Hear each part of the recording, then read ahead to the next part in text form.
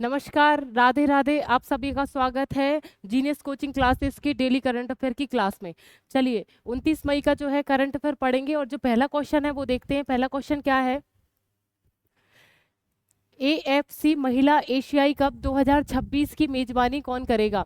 ये जो आपसे क्वेश्चन पूछा गया है उसके जो ऑप्शन है आपके सामने, पहला ऑप्शन है ऑस्ट्रेलिया, दूसरा ऑप्शन है भारत, तीसरा ऑप्शन है फ्रांस, चौथा ऑप्शन है ब्राजील। आपसे पूछा क्या जा रहा है? एएफसी एशियाई फुटबॉल परिसंघ, इसका फुल फॉर्म क्या है? लिख लीजिए आप। एशियाई, मैं बोल रही हूँ, आप लिखिए, इस पे लिख नहीं रहा है। एशियाई फुटबॉल परिसंघ जो है उसका ही महिला एशिया कप 2026 की जो मेजबानी है वो कौन सा देश करेगा, ये आपसे पूछा गया है। और ऑप्शन जो है वो आपके सामने है। अगर आपको पता है तो आप कमेंट बॉक्स में इसका आंसर जरूर दें। चलिए, इसका जो आंसर है वो है ऑस्ट्रेलिया। ऑस्ट्रेलिया जो है एशिया महिला कप 2026 का जो है वो मेजबानी देश कौन सा होगा? ऑस्ट्रेलिया। चलिए आगे पढ़ते हैं। ऑस्ट्रेलिया एएफसी का फुल फॉर्म मैंने आपको बता दिया है। महिला एशिया कप 2026 की मेजबानी करेगा कौन सा देश? ऑस्ट्रेलिया। एशियाई फुटबॉल परिसंघ जो है कार्यकारी समिति द्वारा बैंकॉक थाईलैंड में अपनी बैठक में ये फैसला लिया गया था। तो जो कौन कराता है? एशियाई फुटबॉल परिसंघ इसको कराता है। तो थाईलैंड में एक बैठक हुई थी, उसी के निर्णायक जो समिति थी उन्होंने एक निर्णय लिया कि ऑस्ट्रेलिया जो है 2026 की मेजबानी करेगा। चलिए, वहीं उज्बेकिस्तान जो है एएफसी महिला एशिया कप 2029, अब ये किसकी बात चल रही है? अभी जो हमने पढ़ा वो 2026 की बात चल रही थी, अब हम जो कर रहे हैं 2029। इसकी भी घोषणा हो चुकी है कि 2029 में जो है एशिया महिला कप 2029 जो है उसकी मेजबानी कौन करेगा? उज्बेकिस्तान। कौन सा देश करेगा? उज्बेकिस्तान। उसका मेजबान चुना गया है। उज्बेकिस्तान इस टूर्नामेंट में मेजबानी करने वाला पहला मध्य एशियाई देश है। उज्बेकिस्तान जो है पहला मध्य एशिया का देश चुना गया है जिसमें एशियाई महिला कप जो है आयोजित किया जा रहा है। चलिए, 2022 में भारत की मेजबानी में आयोजित पिछले संस्करण में चीन विजयी हुआ। 2022 में ये एशियाई महिला जो कप मिला वो 2022 में कौन विजय रहा? चीन इसमें विजयी रहा और उसने फाइनल में जो है कोरिया गणराज्य को हराया था। फाइनल में जो है चीन जीता था और विपक्ष की जो टीम थी वो जो हार गई थी वो कौन से देश की थी? कोरिया की थी। ठीक है, तो इसमें जो है 3 क्वेश्चन आपको मिलते हैं कि 2026 की जो बात चल रही थी उसमें बात चली तो उसमें जो मेजबानी करेगा वो करेगा ऑस्ट्रेलिया। और 2029 वाला अगर क्वेश्चन आता है तो 29 का क्वेश्चन का आंसर जो होगा वो मेजबान देश कौन सा होगा? उज्बेकिस्तान। और 2022 जो पिछला गुजर चुका है उसमें जो है मेजबान कौन था भाई? भारत। तो हमें जो है 3 क्वेश्चन इससे प्राप्त हो चुके हैं। और जो 2022 की विजेता टीम थी वो किस देश की थी? चीन की। और विपक्ष में कौन था? कोरिया। तो 26 में जो है ऑस्ट्रेलिया मेजबानी करेगा, 29 में उज्बेकिस्तान मेजबानी करेगा और 2022 जो हो चुका है उसमें भारत मेजबानी में था और उसमें जो जीत हुई थी वो चीन की हुई थी, विपक्ष में जो था वो कोरिया था। चलिए अगला क्वेश्चन देखते हैं। ये देखिए भाई, हमारे बहुत सारे ऐप जो है, सॉरी, हमारा जो जीनियस कोचिंग का जो ऐप है उसमें बहुत सारे कोर्सेज चल रहे हैं। जैसे आप आरपीएफ का देख लीजिए, अगर आपको ज्योग्राफी पढ़नी, महिला पर्यवेक्षक का बैच देख लीजिए, जो भी है। अगर आपको ज्योग्राफी पढ़नी है तो जनरल साइंस पढ़नी है, एसएससी का अगर बैच लेना है तो आप हमारा जो जीनियस कोचिंग का ऐप है आप उसको डाउनलोड करें प्ले स्टोर में जाके, और आपको अगर कोई सा भी कोर्स खरीदना है तो आप उसको परचेस कर सकते हैं। चलिए, इसी के साथ जो है दूसरा क्वेश्चन क्या है? दूसरा क्वेश्चन है, हाल ही में भारत ने one nation one air space, क्या है क्वेश्चन में देखिए, one nation one air space के लिए जो है कौन सा मिशन लॉन्च किया है? इसके ऑप्शन जो है आपके सामने है, मिशन ईशान, दूसरा ऑप्शन है मिशन चंद्रयान, तीसरा ऑप्शन है मिशन शुक्रयान, चौथा ऑप्शन है मिशन मंगलयान। चलिए बताइए, one nation one air space जो है उसके लिए कौन सा मिशन जो है आप इसके लिए चुना गया है? चलिए ऑप्शन है और इसका जो आंसर है मिशन ईशान। मिशन ईशान जो है one nation one year space के लिए ये मिशन चुना गया है। भारत ने one nation one year space के लिए मिशन ईशान का लॉन्च किया है। इनको कनेक्ट करके याद करें कि वन नेशन और वन ईयर स्पेस जो है वो मिशन ईशान के साथ जुड़ा हुआ है। भारत के मिशन ईशान का लक्ष्य नागपुर से नियंत्रित 4 उड़ान सूचना क्षेत्रों को एक से एकीकृत करके हवाई यात्रा प्रबंधन को केंद्रीकृत करना है। ये जो है अब ये जो इस मिशन ईशान का उद्देश्य ये है कि जो हवाई यान यात्रा जो होती है उसको सुविधाजनक बनाना, उसको कितना ईंधन जिसमें हम कितना कम खर्च कर सकते हैं, समय को कुछ बचाना। तो ऐसी कोई एक परियोजना बनाई गई है, एक मिशन बनाया गया है, उसको मिशन ईशान के नाम से संबोधित किया गया है। और इसका जो हेडक्वार्टर बनाया गया है, 4 इसके केंद्र हैं, उन 4 केंद्रों को मिलाया गया है। कोई भी प्रबंधन का एक केंद्र होगा और उसका मुख्य केंद्र कहाँ पर है, अभी आपने देख लिया नागपुर, हमने कहाँ पढ़ा, नागपुर जो है महाराष्ट्र में है, वहां पर इसका मुख्य केंद्र रखा गया है और 4 केंद्रों को इसको जोड़ा गया है, जिससे हम मुख्यालय क्या बोल सकते हैं, नागपुर में इसका मुख्यालय है। तो इसका एक मेन उद्देश्य यह है कि हवाई यात्रा जो है कितनी सुविधाजनक हो सकती है, उसमें ईंधन जो उपयोग होता है हम उस ईंधन को कैसे कम कर सकें, और यात्रियों को कोई दुविधा अगर होती है तो उसका हम सॉल्यूशन कितनी जल्दी दे सके। ये कुछ एक ऑल ओवर लेके इस मिशन का उद्देश्य रखा गया है। और इस मिशन का नाम क्या है, ईशान, मिशन ईशान जो है ये रखा गया है। और इसका उद्देश्य, ये टॉपिक क्या है, one nation one air space. चलिए, और इसका मुख्यालय कहाँ है, नागपुर। एकीकृत प्रणाली से भीड़ कम होने, यात्रा समय कम होने, यात्रा का समय जो है कम लगे, और ईंधन बचाने, कार्बन फुटप्रिंट से कमी आने की उम्मीद है। ये जो बात कर ली हमने, ये अभी लिखा है जो पढ़ दिया है। चलिए, इससे पूरे देश में हवाई यात्रा प्रबंधन की दक्षता और सुरक्षा में वृद्धि होगी। हवाई यात्रा जो होगी उसका प्रबंधन अच्छे से होगा, उसकी दक्षता जो है वो बढ़ेगी। चलिए, अब क्या है तीसरा क्वेश्चन, भारत के किस राज्य की ई रिक्शा चालक आरती को यूके के महिला सशक्तिकरण पुरस्कार से सम्मानित किया गया है। इसके ऑप्शन जो है आपके सामने, पहला ऑप्शन है महाराष्ट्र, दूसरा ऑप्शन है उत्तर प्रदेश, तीसरा ऑप्शन है हरियाणा, चौथा ऑप्शन है गुजरात। बताइए, ई रिक्शा चालक जो है आरती जी को यूके का कोई सम्मान प्राप्त हुआ है, वो कौन से राज्य से, हमारे भारत के कौन से राज्य से संबंधित है। और इसका जो आंसर है वो है उत्तर प्रदेश। उत्तर प्रदेश राज्य से संबंधित जो है महिला है, 18 वर्षीय, ठीक है, महिला, अभी तो बहुत कम उम्र है, और उन्होंने यूके का जो है सम्मान प्राप्त कर लिया। चलिए पढ़ते हैं। उत्तर प्रदेश की ई रिक्शा चालक आरती को ब्रिटेन का महिला सशक्तिकरण जो पुरस्कार है वो प्राप्त हुआ है। महिला सशक्तिकरण के लिए एक पुरस्कार दिया जाता है यूके में,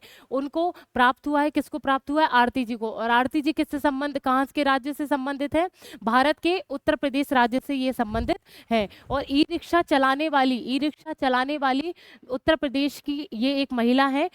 महिला सशक्तिकरण के उद्देश्य से इनको ये पुरस्कार प्राप्त हुआ है। उत्तर प्रदेश के बहराइच जिले में, उत्तर प्रदेश के कौन से जिले से संबंधित है, ये बहराइच जिले से ये संबंधित है। और 18 वर्षीय महिला ई रिक्शा चालक आरती को यूनाइटेड किंगडम ने राजा कौन से, भाई राजा कौन से है, चार्ल्स तृतीय ने जो है ये कौन सा पुरस्कार दिया गया है। टॉपिक तो क्या था भाई, महिला सशक्तिकरण के ऊपर पुरस्कार मिलना था, और उस पुरस्कार का नाम क्या है, अमल क्विली महिला जो सशक्तिकरण पुरस्कार है उनको प्राप्त हुआ है। कौन सा पुरस्कार प्राप्त हुआ है, एक बार पढ़ लीजिए, अमल क्विली महिला सशक्तिकरण पुरस्कार। इसका नाम अजीब इसलिए है क्योंकि ये हमारे भारत में नहीं दिया गया, यूनाइटेड किंगडम द्वारा ये प्रदान किया गया, इसलिए नाम इसका अजीब है। क्या है, अमल क्यूली महिला सशक्तिकरण पुरस्कार जो आरती जी को प्राप्त हुआ है, से सम्मानित किया गया है। पुरस्कार समारोह जो है वो कहाँ पर हुआ, बकिंगम पैलेस इंग्लैंड में। इंग्लैंड में इसको जो आयोजित किया गया, ये पुरस्कार समारोह इंग्लैंड में किया गया। आरती गुलाबी ई रिक्शा में बकिंगम पैलेस पहुंची, ये ई रिक्शा के द्वारा ही वहां पर पहुंची, ये कैसे संभव हुआ ये पता नहीं, पर ई रिक्शा के द्वारा ये बकिंगम पैलेस ही पहुंची थी, जो उन्हें उत्तर प्रदेश सरकार की मिशन शक्ति योजना के तहत मिला था। अब इसमें एक योजना का नाम आया कि उत्तर प्रदेश की मिशन शक्ति योजना। अब ये जो योजना है ये है क्या, क्योंकि इसी के थ्रू इनको ई रिक्शा प्राप्त हुई थी। ये उत्तर प्रदेश की एक योजना है, इससे महिला सशक्तिकरण को आगे बढ़ाने के लिए ये योजना बनाई गई थी। महिलाओं को जितने से ज्यादा हो सके वो आगे बढ़े, कोई भी स्टार्टअप करने का अगर मौका आए तो वो पीछे ना रहे, और किसी भी पक्ष में वो आगे ही रहे, पीछे की कदम कोई कदम ना उठाएं। तो ऐसा कोई जो है एक योजना है उत्तर प्रदेश सरकार की, आर्थिक रूप से संपन्न करने के लिए एक महिलाओं को एक अच्छा सा प्लेटफॉर्म दिया गया है उत्तर प्रदेश सरकार के द्वारा। उस मिशन का नाम क्या है, मिशन शक्ति योजना। उसी के तहत ई रिक्शा आरती जी को प्राप्त हुई थी, और उसी के लिए जो है भाई यूके में उनको ये अमल क्यूली महिला सशक्तिकरण पुरस्कार प्राप्त हुआ। चलिए, उत्तर प्रदेश सरकार ने मिशन शक्ति योजना 2020 में चलाई थी। अब उत्तर प्रदेश की ये मिशन शक्ति योजना जो है वो कब चलाई गई थी, 2020 में। चलिए, अब क्या है, उत्तर प्रदेश के बारे में देख लेते हैं। इसकी राजधानी क्या है? लखनऊ। मुख्यमंत्री सभी को पता है, योगी आदित्यनाथ। राज्यपाल का नाम क्या है? आनंदीबेन पटेल। ये गुजरात से संबंधित हैं, पर ये जो राज्यपाल हैं वो कहाँ की है भाई? आनंदीबेन पटेल। चलिए, नेशनल पार्क, उत्तर प्रदेश के नेशनल पार्क कौन कौन से हैं? Dudhwa, Pilibhit, Ranipur wild life sanctuary. ये नेशनल पार्क जो है वो कहाँ पर है? उत्तर प्रदेश में स्थित है। दुधवा, पीलीभीत और जो रानीपुर जो है वो नेशनल पार्क उत्तर प्रदेश में स्थित है। राजकीय पशु कौन कौन से हैं? कौन से हैं भाई? बारहसिंगा जो है राजकीय पशु है, और राजकीय पक्षी जो है वो सारस है। ठीक है, पशु कौन सा है? बारहसिंगा, और पक्षी कौन सा है? सारस। लोकसभा सीट कितनी है? 80, और राज्यसभा कितनी है? 31। ठीक है, उत्तर प्रदेश में ज्यादा है क्योंकि ये बड़ा राज्य है। चलिए, उत्तर प्रदेश से संबंधित कुछ वन लाइनर क्वेश्चन है वो देख लेते हैं। उत्तर प्रदेश ने कहा पीएम मित्रा पार्क की शुरुआत की है? ये उत्तर प्रदेश में पीएम मित्रा पार्क, कौन सा पार्क है? पीएम मित्रा पार्क जो है उसकी शुरुआत की है, और वो भी कहाँ पर? लखनऊ के हरदोई में। लखनऊ के हरदोई में पीएम मित्रा पार्क की स्थापना की गई है। किस राज्य में स्थित रानीपुर देश का 53वां टाइगर रिजर्व बना है? किस राज्य में पूछा है? जो हमने ये पढ़ा है ना, रानीपुर, उसी को जो है 53वां टाइगर रिजर्व घोषित किया गया है। वो भी कहाँ पर भाई? हमने पढ़ लिया है अभी, उत्तर प्रदेश में। केंद्र सरकार ने किस राज्य में तराई हाथी रिजर्व को मंजूरी दी है?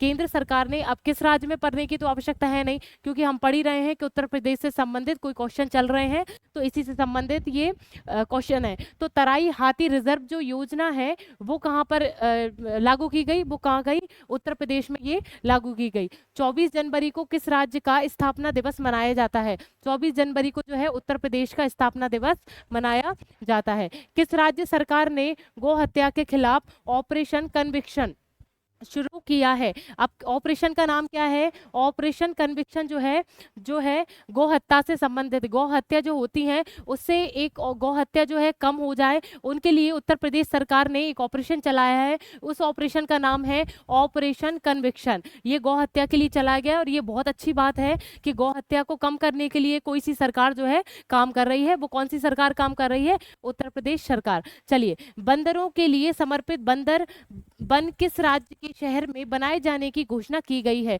बंदरों के लिए समर्पित एक योजना चलाई गई है, वो जो चलाई गई है वो किस राज्य ने चलाई है भाई? उत्तर प्रदेश में। उत्तर प्रदेश में भी कहाँ पर? लखनऊ में ये योजना लागू की गई है। चलिए आगे बढ़ते हैं। अगला क्वेश्चन क्या है? चौथा क्वेश्चन है, यूट्यूब की सीईओ सुजैन जोस्की के पद छोड़ने के बाद उनका स्थान किसने ग्रहण किया है? इसके ऑप्शन जो है आपके सामने, सुंदर पिचाई, अजय बंगा, अरविंद कृष्ण और नील मोहन। बताइए इसका आंसर क्या हो सकता है? किसी को पता है तो बताइए। ये जो है इनका नाम क्या है भाई? सुजैन बोजस्की जो है इनका नाम है। ये यूट्यूब की जो है पूर्व सीईओ रह चुकी हैं। अब जो नए हैं वो आपको बताना है, और इसका जो आंसर है वो है नील मोहन। नील मोहन को जो है यूट्यूब का नया सीईओ घोषित किया गया है, और ये पद जो है किसने छोड़ा है? सुजैन बोजस्की। क्या नाम है? सुजैन बोजस्की जो है उन्होंने ये पद छोड़ दिया है, और ये पद किसको प्राप्त हुआ है? नील मोहन। ये इनकी फोटो है नील मोहन की, और ये किसकी फोटो है? सुजैन बोजस्की। आप देख लीजिए यूट्यूब के नए सीईओ का नाम। और ये भारतीय रूप से जो मूल रूप से जो है भारतीय है, और ये रहने वाले कहाँ के? अमेरिका के। चलिए, यूट्यूब की सीईओ की सुसान बोजस्की ने 9 वर्ष बाद पद छोड़ा है। ये जो पद छोड़ा है उन्होंने 9 वर्ष अपना कार्यकाल पूरा कर लिया, उसके बाद ये पद छोड़ा है। सुजैन बोजस्की ने व्यक्तिगत परियोजनाओं पर ध्यान केंद्रित करने के लिए यूट्यूब की सीईओ की भूमिका से प्रस्थान की घोषणा की है। कहने का मतलब ये व्यक्तिगत जो कुछ मामले हैं उसको देखने के कारण से जो है उन्होंने यूट्यूब का सीईओ का जो पद है वो त्यागने की घोषणा की है, और उन्हीं की जगह हमने क्या पढ़ा कि नील मोहन ये पद लेने वाले हैं। ये मूल रूप से भारतीय हैं पर रहने वाले कहाँ के हैं? अमेरिका के। चलिए, उन्होंने 1998 में अपने सिलिकॉन वैली गैराज में संस्थापकों के साथ आगे बढ़ते हुए गूगल की पहली मार्केटिंग मैनेजर के रूप में यात्रा शुरू की थी। ये किसके बारे में बात चल रही है? ये बात चल रही है सुजैन बोजेस्की की। चलिए अब देखते हैं क्या भाई, यूट्यूब के बारे में देख लेते हैं। यूट्यूब क्या है भाई? यूट्यूब भाई इसकी स्थापना जो है 2005। अब तो यूट्यूब के बारे में ऐसा कोई हो ही नहीं सकता कि किसी को पता ना हो। यूट्यूब के बारे में, इंस्टाग्राम के बारे में, फेसबुक के बारे में बच्चे बच्चे को पता है, छोटे से बच्चे को भी पता है।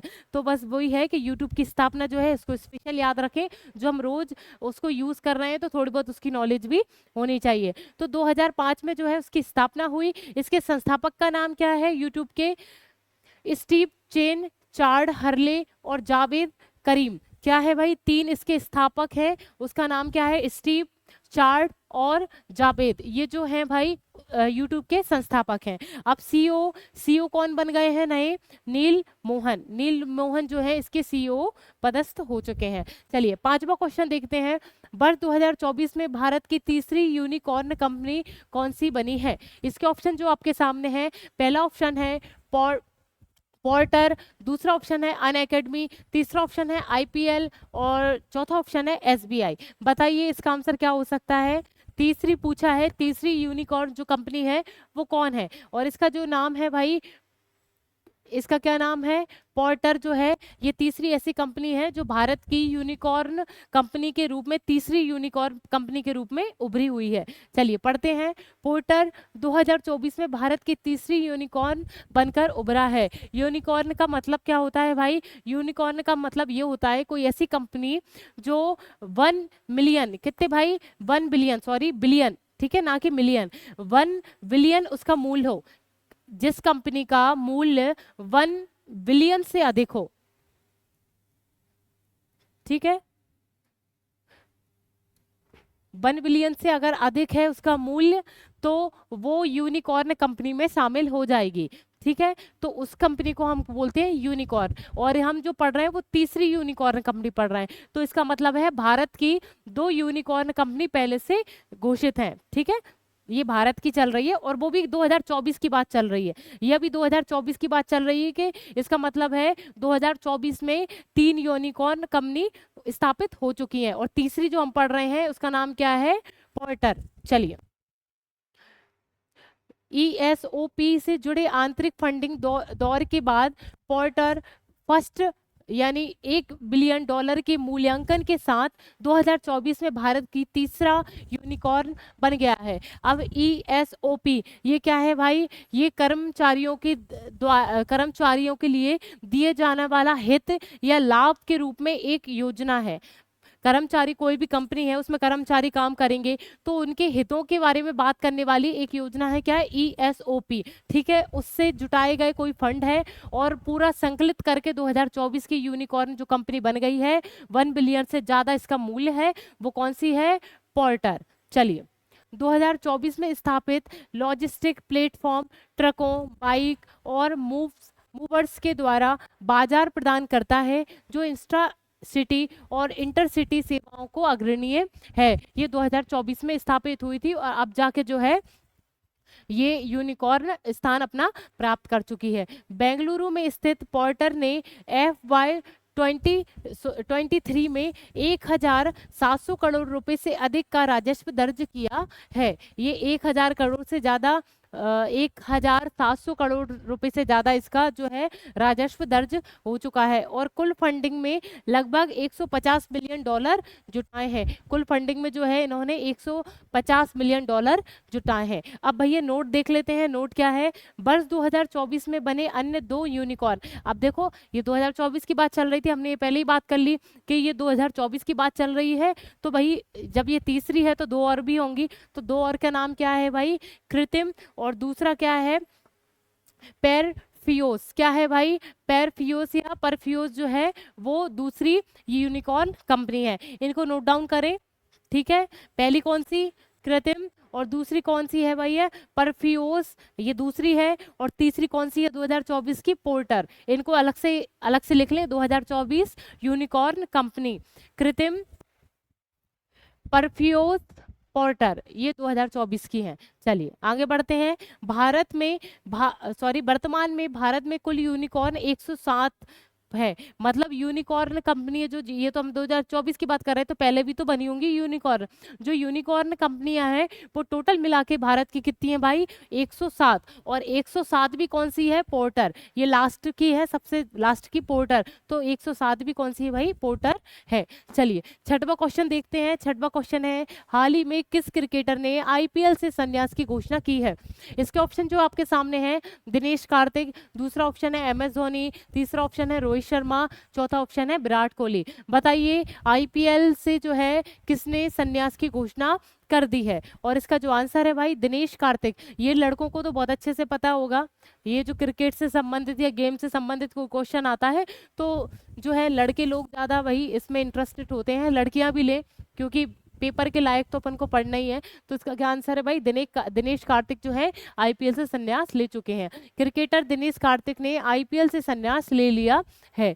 रॉयल चैलेंजर्स बेंगलुरु ने बेंगलुरु के विकेट कीपर बल्लेबाज दिनेश कार्तिक, ये कौन सी टीम से थे भाई, रॉयल चैलेंजर्स। क्या है, रॉयल चैलेंजर्स जो है बेंगलुरु के ये बल्लेबाज थे। और ये अब दिनेश कार्तिक ने अपना अंतिम आईपीएल मैच राजस्थान रॉयल्स के खिलाफ एलिमिनेटर जो है उसमें हार, मतलब कहने का मतलब ये जो है, इन्होंने लास्ट अपना जो आईपीएल खेला था, किसने, दिनेश कार्तिक ने, वो सामने विपक्ष में कौन सी टीम थी भाई, राजस्थान रॉयल, ठीक है, राजस्थान रॉयल के साथ इन्होंने अपना गेम कंप्लीट किया था। और दिनेश कार्तिक एक कुशल भारतीय क्रिकेटर हैं, ठीक है। चलिए, और इन्होंने 2004 में अंतर्राष्ट्रीय स्तर पर पदार्पण किया था। ये जो है अंतर्राष्ट्रीय स्तर पर कब खेले थे, 2004 में। 300 से अधिक T20 मैच खेले हैं इन्होंने, T20 मैच 300 से भी ऊपर खेल लिए हैं। T20 विश्व कप 2024 में खिलाड़ी के तौर पर जगह न मिलने के बाद इन्हें अब आईसीसी के 40 लोगों के कमेंटेटर लिस्ट में शामिल किया गया है, जो T20 विश्व कप में कमेंट्री करेंगे। अब देखिए क्या बोला है भाई, T20 विश्व कप 2024 में जो है इनको खिलाड़ी के रूप में इनको स्थान नहीं मिला, पर जो है आईसीसी, क्या है भाई, आईसीसी क्या है, इंटरनेशनल क्रिकेट काउंसिल। क्या है भाई इसका full form, international cricket council जो है, ये जो है अंतर्राष्ट्रीय लेवल पर जो है क्रिकेट की भूमिका जमाता है या उसका नियंत्रण करता है, अंतर्राष्ट्रीय क्रिकेट काउंसिल। उन्होंने जो है 40 लोगों को कमेंट्री, आपने देखा हो मैच में कमेंट्री होती है, तो वो एक लिस्ट है कमेंट्री करने वालों की, वो लोग जो है वो 40 लोग हैं, उन 40 में से एक जो है इनका नाम है दिनेश कार्तिक का, ठीक है। तो ये जो है भाई T20 विश्व कप में ये आप कमेंट्री करने वाले हैं, जो हमारे भारतीय खिलाड़ी, उनका नाम क्या है, दिनेश कार्तिक। चलिए 7वां क्वेश्चन है कि हाल ही में किस पुरुष T20 विश्व कप 2024 का ब्रांड एम्बेसडर नामित किया गया है। इसके ऑप्शन जो है आपके सामने, एम एस धोनी, दूसरा ऑप्शन है रोहित शर्मा, तीसरा ऑप्शन है विराट कोहली, चौथा ऑप्शन है शाहिद अफरीदी। बताइए T20 जो है विश्व कप 2024 का ब्रांड एम्बेसडर किसको घोषित किया है, किसी को पता है तो इसका आंसर जरूर दें। और इसका जो आंसर है वो है शाहिद अफरीदी। शाहिद अफरीदी को जो है इसका ब्रांड एम्बेसडर जो है इसको नियुक्त किया गया है। विश्व क्रिकेट में नियामक संस्थान जो है वो कौन सी है भाई, अंतर्राष्ट्रीय क्रिकेट काउंसिल, मतलब विश्व, अभी जो मैंने आपको बताया आईसीसी, इंटरनेशनल क्रिकेट काउंसिल, उसी को हम हिंदी में क्या फुल फॉर्म बोलेंगे उसका, अंतर्राष्ट्रीय क्रिकेट परिषद, ठीक है। ये जो है विश्व लेवल पर जो क्रिकेट होते हैं उसका नियंत्रण करती है। तो पाकिस्तान के शाहिद अफरीदी को आगामी नवे आईसीसी पुरुष T20 विश्व कप का ब्रांड एम्बेसडर बनाया है। ये जो आने वाला नवा आईसीसी पुरुष T20 विश्व कप है उसके ब्रांड एम्बेसडर कौन बन गए हैं भाई, आईसीसी की घोषणा के अनुसार शाहिद अफरीदी।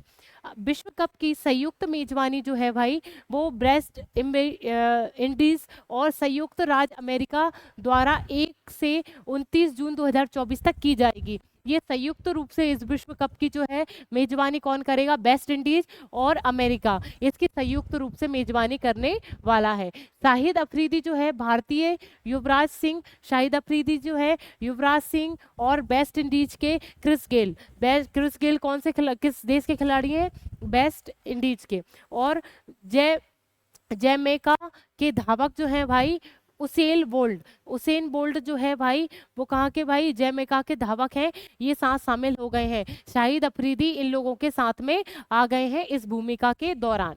किस किस के दौरान भाई, कौन कौन के समान आ गए, युवराज सिंह, क्रिस गेल और जो है भाई उसेन बोल्ट जो है, इनके समान शाहिद अफरीदी ने ये अपना रोल निभाया है। चलिए अगला क्वेश्चन देख लेते हैं। हाल ही में कांस फिल्म फेस्टिवल 2024 में अपनी फिल्म सेमलेस के लिए सर्वश्रेष्ठ अभिनेत्री का पुरस्कार जीतने वाली पहली महिला कौन बनी है? इसके ऑप्शन जो आपके सामने हैं, पहला ऑप्शन है तापसी पन्नू, दूसरा ऑप्शन है अनसुईया सेन गुप्ता, तीसरा ऑप्शन है कृति सेनन, चौथा ऑप्शन है प्रियांशी गुप्ता। बताइए इसका आंसर क्या हो सकता है? इसका जो आंसर है आप सभी कमेंट में जरूर दें, ठीक है। चलिए इसका जो आंसर है वो है अनसुईया सेन गुप्ता जो है, ये है अनसुईया सेन गुप्ता जो है, इनको ये पुरस्कार प्राप्त हुआ है। और ये जो इसकी एक लोगो है इस फिल्म का, द सेमलेस।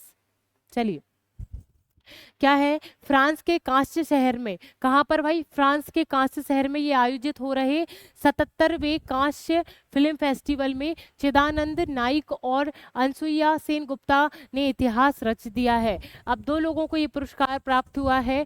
किसको भाई, ये दो लोगों को ये सम्मानित हुए हैं। एक का नाम है भारत से संबंधित, कौन है भाई, चिदानंद नाइक, और दूसरे भारत से संबंधित हैं अनसुईया सेन गुप्ता। इन्होंने अपनी जो है कौन सी, द सेमलेस मूवी में अभिनेत्री के तौर पे इन्होंने काम किया।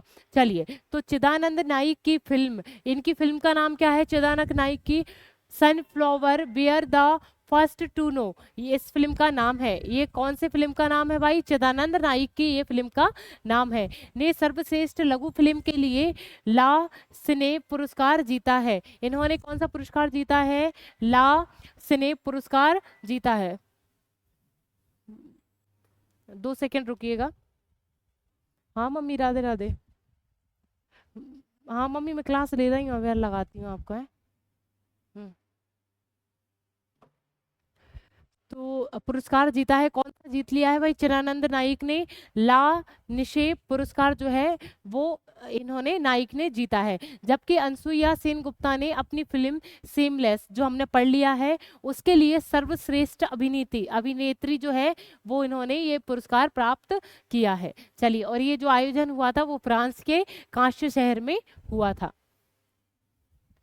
चलिए नवा क्वेश्चन है, केंद्रीय विद्युत प्राधिकरण के हाल ही में जारी आंकड़ों के अनुसार 2023-24 में ट्रांसमिशन लाइनें जोड़ने के मामले में कौन सा राज्य शीर्ष पर रहा है? इसके ऑप्शन जो आपके सामने हैं, उत्तर प्रदेश, गुजरात, मणिपुर, तमिलनाडु। बताइए भाई, ट्रांसमिशन जो लाइनें हैं वो कनेक्ट करने का जो श्रेय है सबसे ऊपर किसको जाता है, वो जाता है उत्तर प्रदेश। उत्तर प्रदेश राज्य जो है इस मामले में शीर्ष पर रहा है। केंद्रीय विद्युत प्राधिकरण, केंद्रीय विद्युत प्राधिकरण से आप समझ पा रहे होंगे कि ये विद्युत लाइनों से संबंधित है, कनेक्टिविटी से संबंधित है, संचरण से संबंधित है। कि हाल ही में जारी आंकड़ों के अनुसार 2023-24 में राज्य की ट्रांसमिशन कंपनियों द्वारा ट्रांसमिशन लाइनें जोड़ने के मामले में उत्तर प्रदेश 1 नंबर पर राज्य में के रूप में उभरा है। मतलब जो विद्युत की लाइनें हैं, जो बिजली की लाइनें हैं, उनको ज्यादा कनेक्ट करने वाला जो राज्य है वो उत्तर प्रदेश राज्य शीर्ष पर रहा है। 22-23 में भी उत्तर प्रदेश राज्य ट्रांसमिशन कंपनियों की सूची में शीर्ष पर रहा है। ये तो 24 की बात चल रही है, 23-24, और 22-23 में भी ये शीर्ष पर उत्तर प्रदेश ही रहा है। चलिए टॉप राज्य कौन से हैं भाई ये लाइनों की कनेक्टिविटी के लिए? पहला तो हमने पढ़ लिया उत्तर प्रदेश, दूसरा है गुजरात, तीसरा है तमिलनाडु, फिर आंध्र प्रदेश। क्रम अच्छे से याद रखें, उत्तर प्रदेश, गुजरात, फिर हम नीचे आ जाते हैं दक्षिण में तमिल और आंध्र प्रदेश। ठीक है, इनको याद रखें, उत्तर प्रदेश, गुजरात, तमिल, आंध्र प्रदेश। चलिए लास्ट क्वेश्चन देखते हैं, हाल ही में आईपीएल 2024 का खिताब किसने जीता है? इसके ऑप्शन जो है ये तो बच्चे को पता होगा अभी तो। चलिए इसका ऑप्शन जो है सनराइजर्स हैदराबाद, दूसरा ऑप्शन है राजस्थान रॉयल्स, तीसरा ऑप्शन है रॉयल चैलेंजर्स बेंगलुरु, और चौथा ऑप्शन है कोलकाता नाइट्स राइडर। बताइए, ये देखिए आपको ये इमेज दिख रही है और इसका आंसर आप सभी कमेंट में जरूर दें। इसका जो आंसर है भाई कोलकाता नाइट राइडर जो है भाई इन्होंने ये खिताब जीत लिया है और इससे पहले इन्होंने भी एक दो बार खिताब और जीत लिया है। चलिए हम देखते हैं कोलकाता नाइट राइडर की टीम ने श्रेयस अय्यर, क्या है भाई श्रेयस अय्यर जो है ये एक खिलाड़ी हैं हमारे भारत की टीम के की कप्तानी में, उनकी कप्तानी में मतलब ये जो कोलकाता नाइट राइडर्स हैं उसकी कप्तानी कौन कर रहा था भाई श्रेयस अय्यर की कप्तानी में आईपीएल के 17वें सीजन में, कौन सा भाई 17वें सीजन के फाइनल के मुकाबले में सनराइजर हैदराबाद की टीम को 8 विकेट से मात देने के साथ खिताब को अपने नाम पर सफलतापूर्वक मतलब सफलतापूर्वक हासिल इसको कर लिया है। कोलकाता नाइट राइडर के सामने जो है विपक्ष में कौन सी टीम खेल रही थी, सनराइजर हैदराबाद, और जो है अब जीती तो कोलकाता नाइट राइडर है तो हमें इसकी कप्तानी भी याद रखनी पड़ेगी कि इसकी कप्तानी कौन कर रहा था, श्रेयस अय्यर। चलिए केकेआर मतलब कोलकाता नाइट राइडर, आपको लग रहा होगा कि ये नाइट की तो स्पेलिंग ये होती है और ये तो के तो कोलकाता के से शुरू होगा और ये तो आ से होगा, पर ये के कैसे है, ये जो है भाई ये ऐसा प्रोनाउंसिएशन इसका ऐसा होगा, ठीक है। इसलिए ये नहीं समझ में आता इंग्लिश, मुझे कभी ऐसे समझ में नहीं आई कि साला कुछ भी साइलेंट हो जाता है कुछ भी हो जाता है, तो ठीक है ना, इससे आप ये समझेंगे केकेआर यानी मतलब कोलकाता नाइट राइडर ने आईपीएल के इतिहास में तीसरी बार, तो आईपीएल के इतिहास में इन्हें इस टीम ने तीसरी बार इस ट्रॉफी को अपने नाम पर किया है, ये तीसरी बार इन्होंने आईपीएल की जो खिताब है वो जीता है। चलिए जिसमें इससे पहले साल 2012 और 14 2012 में और 2014 में इससे पहले ये जीत चुके हैं, इस ट्रॉफी को अपने नाम कामयाब रहे हैं, तो 2012 और 14 में ये पहले भी जीत चुके हैं। चलिए ये लास्ट क्वेश्चन था, अब जो है कुछ हम जो क्वेश्चन पढ़ते हैं वन लाइनर वो हम देख लेते हैं। चलिए पहला क्या है, इनको अच्छे से याद करें, ऐसा नहीं कि आप नॉर्मल पढ़ते जाएं। क्या है, बंगाल में स्थायी कर व्यवस्था जो है भाई वो किसके उसमें थी, कौन था उस टाइम, तो भाई उनका नाम क्या है, लॉर्ड कॉर्नवालिस। क्या है, लॉर्ड कॉर्नवालिस जो है उनके समय स्थायी कर की व्यवस्था लागू हुई थी, कब हुई थी भाई 1793 में। अब हम इसको याद कैसे कर सकते हैं, कुछ स्थायी कर यानी टैक्स, आप समझ रहे होंगे टैक्स, कर यानी टैक्स, तो भाई कर यानी तो कार्नवालिस, ठीक है भाई, कार्न यानी कर को करने वाले, कर को करने वाले ऐसे याद कर लो तो ऐसे याद हो जाएगा कार्नवालिस, टैक्स लगाने वाले कौन है, कार्नवालिस, कर्ण वाले, तो इससे याद हो जाएगा कार्नवालिस। चलिए भारत का अंतिम गवर्नर तथा भारत का प्रथम वायसराय वो कौन है भाई, वो है लॉर्ड कैनिंग, ये भी आप सभी को याद होगा। देखिए गवर्नर के स्थान पर जो है वो वायसराय का पद रखा गया, तो जो वायसराय सॉरी अंतिम गवर्नर जनरल थे कैनिन, और उसी के स्थान पर भारत के जो है वायसराय रखे गए, उनका नाम क्या है, एक ही है भाई, लॉर्ड कैनिन। कैसे भाई, लॉर्ड कैनिन, इनको स्पेशल याद रखें, ये बार बार क्वेश्चन पूछा जाता है। चलिए बंगाल विभाजन वो किसके समय हुआ, लॉर्ड कर्जन के समय जो है बंगाल विभाजन हुआ, वो भी 1905 में, 1905 में बंगाल विभाजन हुआ, ये कर गए, ये विभाजन कर गए, एक ऐसे जन थे जो विभाजन कर गए, तो ऐसे याद आप रखो, कर्जन विभाजन कर गए, तो बंगाल का विभाजन भाई रद्द हुआ होगा, तो 1911 में बंगाल का विभाजन रद्द हुआ, वो किसके समय हुआ, हार्डिंग, लॉर्ड हार्डिंग सेकेंड, है ना, ठीक है, लाइट चली गई थी क्या, हाँ, तो लॉर्ड हार्डिंग सेकंड जो है भाई, बंगाल विभाजन जो रद्द हुआ वो हार्डिंग के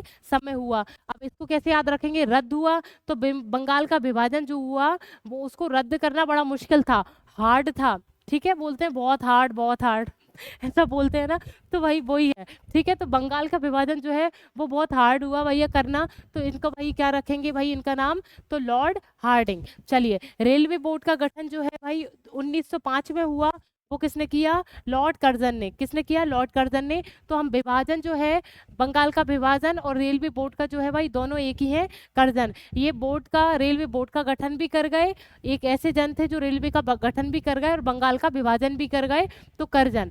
चलिए प्रथम रेलवे लाइन की स्थापना जो है 1853 में हुई, तो वो किसके समय हुई, लॉर्ड डलहौजी, लॉर्ड डलहौजी मतलब ये लाइन डलवा गए, डलवा गए, डलहौजी, इससे हम याद रखेंगे डलहौजी, वो लाइन डलवा गए, तो रेलवे लाइन की जो स्थापना हुई डलहौजी के समय हुई। भारत में पहली बार चुनाव कराया गया 1937 में, और वो किसके शासनकाल में कराया गया?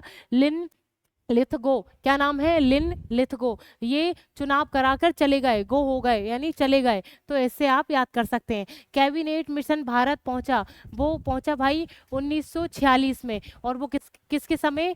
लॉर्ड बेवेल के समय। किसके समय? लॉर्ड बेवेल के समय कैबिनेट मिशन भारत पहुंचा था, बेवेल के समय। और मिशन पहुंचा भाव उनको बैल मिले, तो बैल मिले, ये ट्रिक है भाई, याद मत कर लेना।